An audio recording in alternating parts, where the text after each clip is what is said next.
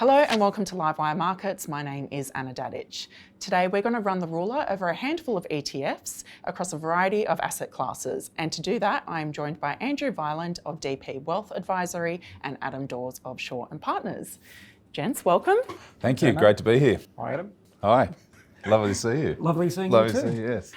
So before we get into your favourite ETFs, we're going to dive into the active versus passive debate. To make this a bit of fun, I'm going to pit you guys against each other. But we're friends. We can't do that. That's right. Andrew, fly the flag for the active side. Tell me why they should be preferred in the current environment. I'm going to be somewhat controversial, Anna. I'm not going to try and take too much of Adam's thunder. I actually think it's a blend of both, but certainly there are particular places where active really is the place to be. So as an example, with Australian small caps, bonds in particular as well. If we look back to the last time of market stress in 2022, passive bonds didn't perform as well, or those ETFs didn't perform as well as we'd hoped.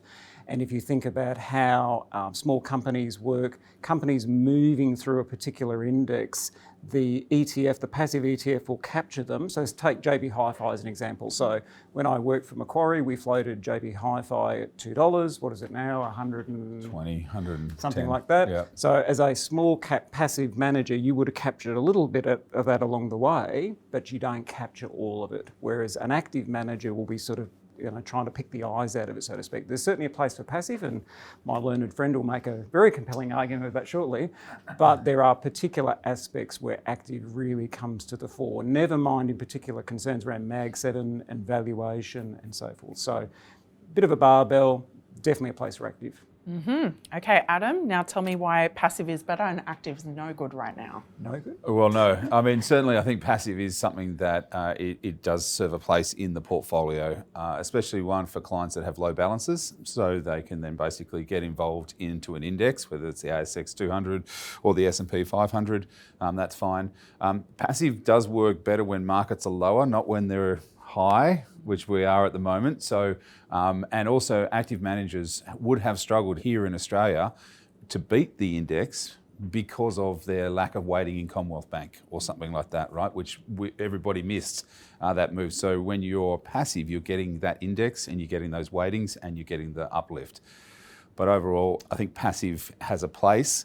But I'm with you. I think we need active and passive together to get a greater outcome for clients. And I might just quickly steal a moment of Adam's time. The flip side to what you just said is, of course, CSL yesterday. Yes.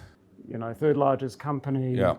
I actually didn't think it was a bad result. It wasn't a bad result. It was more the market is scared around all the other things that's going on. But that was 53 points of the index down. Well, contributed to 53 points of the index. So passive, it cuts both ways. When CBA is $194 or whatever nosebleed price it is, it propels things along. Yes. Or equally CSL. Yeah. Pros and cons. Compelling. Okay, so now to the million-dollar question. Which ETFs do each of you prefer for your clients right now, active or passive? Adam first. I'm going to say active, where we are in the market and the cycle that we're in at the moment. Active is definitely the place to be. If this market is priced to perfection here in Australia and in the US, if something does go wrong, you want an active manager there, especially somebody potentially who can do long and short, who can take advantage of movements on the downside as well as the upside. So definitely active where we are at the moment. And I would tend to agree, albeit again from a barbell point of view. So as an example, in our Australian equities, we have a part that's just a passive low-cost ETF. We have an active manager who's picking the eyes out of particular direct equities. But then we also have another ETF that's sort of capturing most of the upside, but only some of the downside. So sort of that blended approach, because as Adam's saying, about to call you Dawes. Yeah, well, you can. as Dawes was saying, it's that type of market where it really is a stock pickers market. And passive, 100% passive is when everyone hates the world. And as an advisor, you don't want to press the buy button because you're just scared. That's not where we are at the moment. We're actually the other side of it. It's like all systems are go from a market point of view. So you really want that active piece. Okay. All right, so let's talk about some of the ETFs you've been recommending to your clients or researching lately. We'll start with an income focus. Andrew, I'll start with you. What's your favourite income ETF right now and why? So Anna, my favourite type of ice cream is vanilla. I'm beige. I'm boring. I didn't bring my I was Richie. about to say, this jacket's pretty out there for you. I didn't bring my Richie Benno jacket today, 2 for 22. But the Vanguard VHY income ETF is the one that our clients like, and we like as well. It's about $5 billion funds under management. Very low MER, it's about 25 basis points. They have 75 names in there. It's all the ones that you'd expect. Commonwealth Bank, albeit Commonwealth Bank I noted is only about 9%, which is interesting relative to the index. It's got some BHP, albeit BHP just cut their dividend by 26%, which isn't very helpful. And they've also got some NAB in there as well. It's up about 15% for the last 5 years. It's got a 4.6% dividend yield. That's included in that 15% number I just gave you. That's a total return number.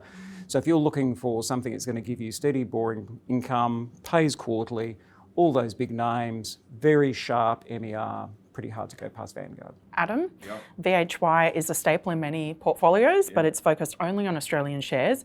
Is there something you like with perhaps a more international flavour? Yes. Well, but this is far from vanilla ice cream. This one, this is the Monte Carlo. This is everything inside of this one. Neapolitan. The Neapolitan. That's the one I was looking for. This one is a JP Morgan income fund. It's an international income fund. It's JEPI, JEPI is the stock code. This is a very good one. Not for your 80-year-old grandmother to be put it in, because there is options overlay that goes across the top to give you more income, especially in the international market. So it is a little bit more higher risk, and so hence you need to look at the label and you need to do your own due diligence before you do this. But it does give you a decent dividend yield, 6%, pays monthly.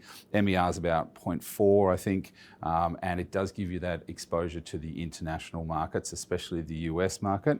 And that I think is a great complement to a VHY in the Australian side of things.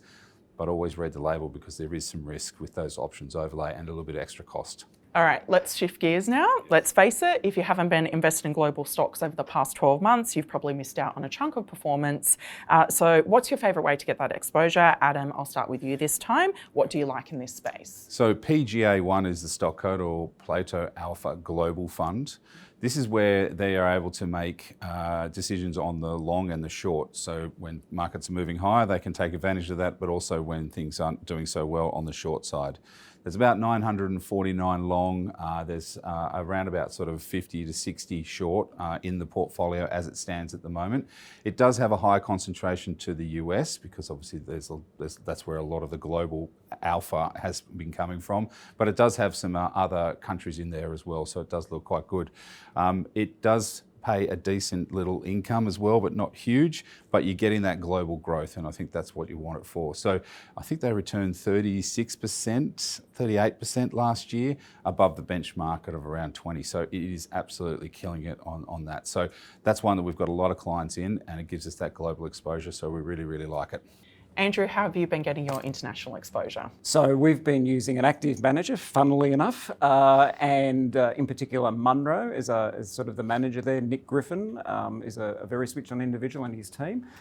They've done very well in the managed fund space, and they've now got some ETFs. There's 3 that they've got listed. The one that we're going to be focused on is Munro Concentrated Global Growth, or MCGG. It holds 20 to 40 positions, so certainly nowhere near as eclectic as PGA1. However, in for a penny, in for a pound. And they've got what they call sort of areas of interest. So they've got like digital, climate, advanced computing, names that you would expect. NVIDIA, Microsoft, Amazon have done incredibly well, 30+% returns over the last 12 months. Since listed, it's up about 20% per annum.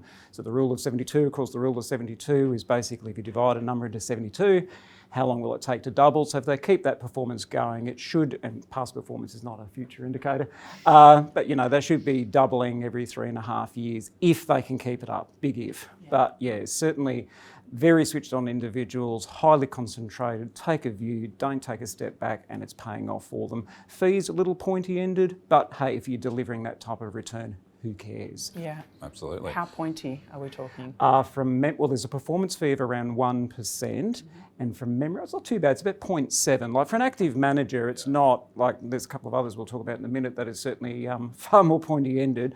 But relative to VHY, and it's an unfair comparison, but VHY is 25 basis points. This is 0.7, but there's a performance fee where there isn't with VHY. I don't mind paying performance fees because hey, paying performance fee, they're working. Paid a great div as well, $2.50 a month ago. So yeah, it's been looking quite good. Yeah.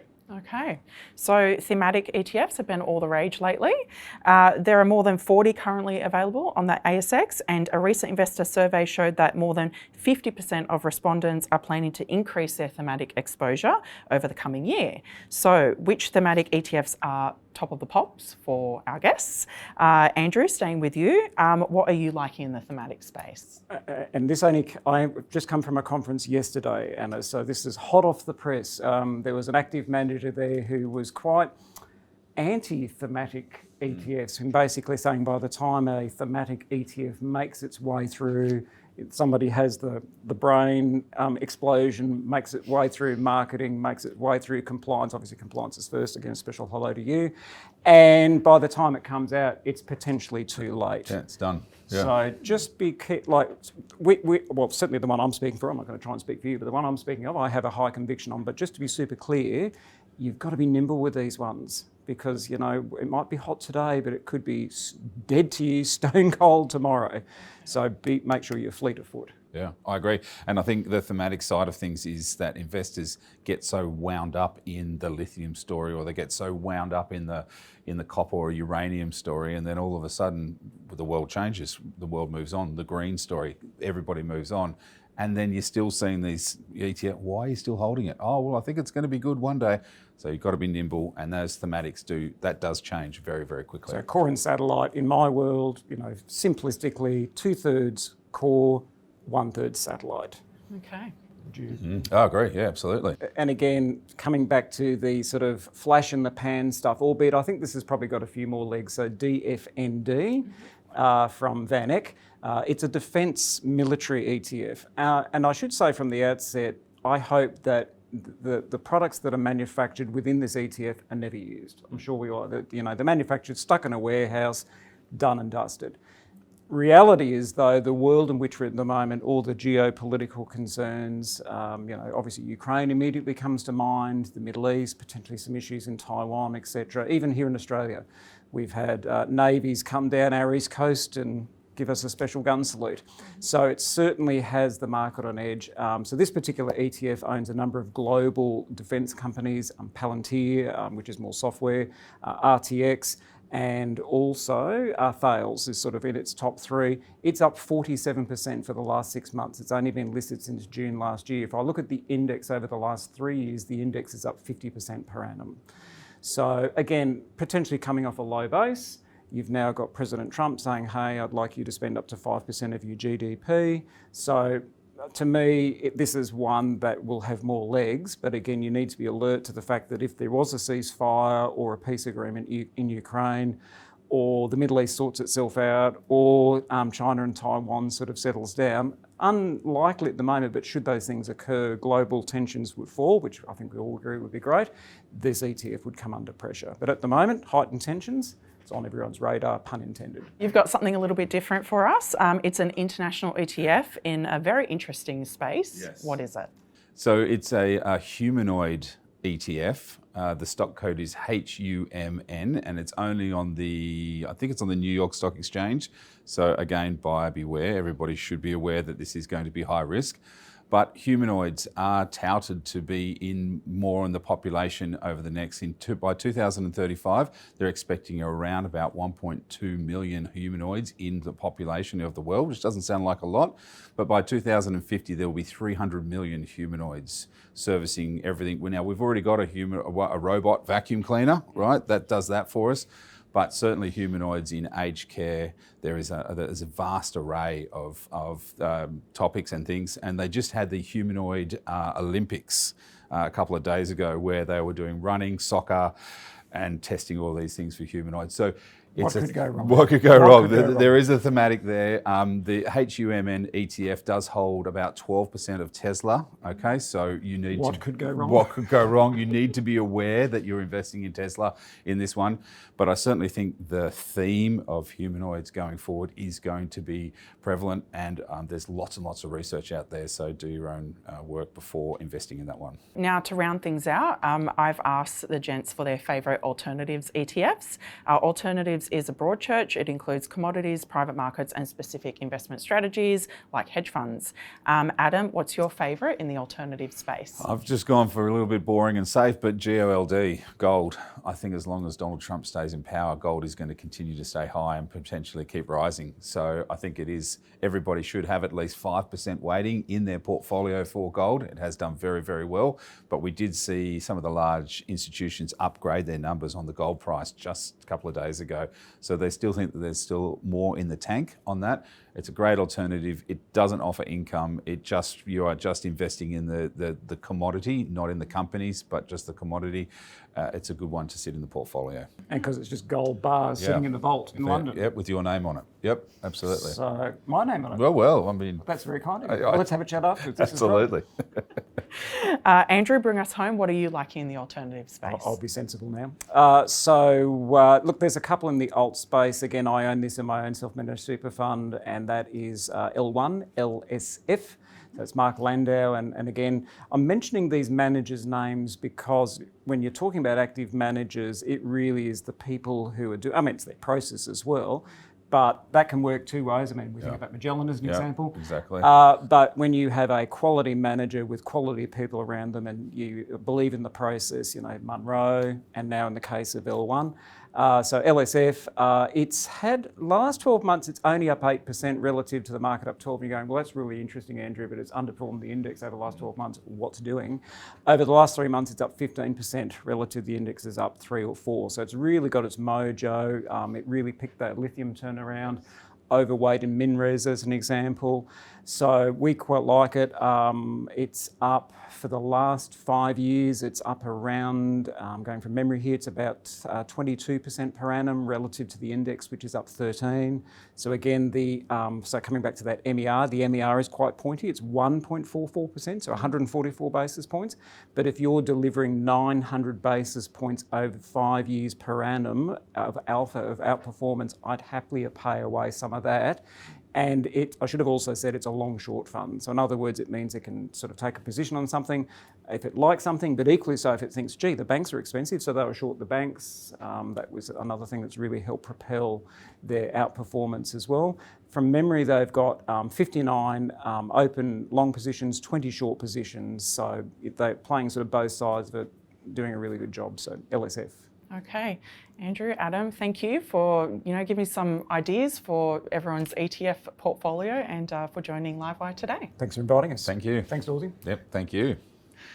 Well, there you have it, ladies and gentlemen, a handful of ETF investment ideas for your watch list or portfolio. Thanks to Adam and Andrew for their insights today. If you enjoyed that interview, make sure to give it a like and don't forget to subscribe to our YouTube channel. We release new content every week.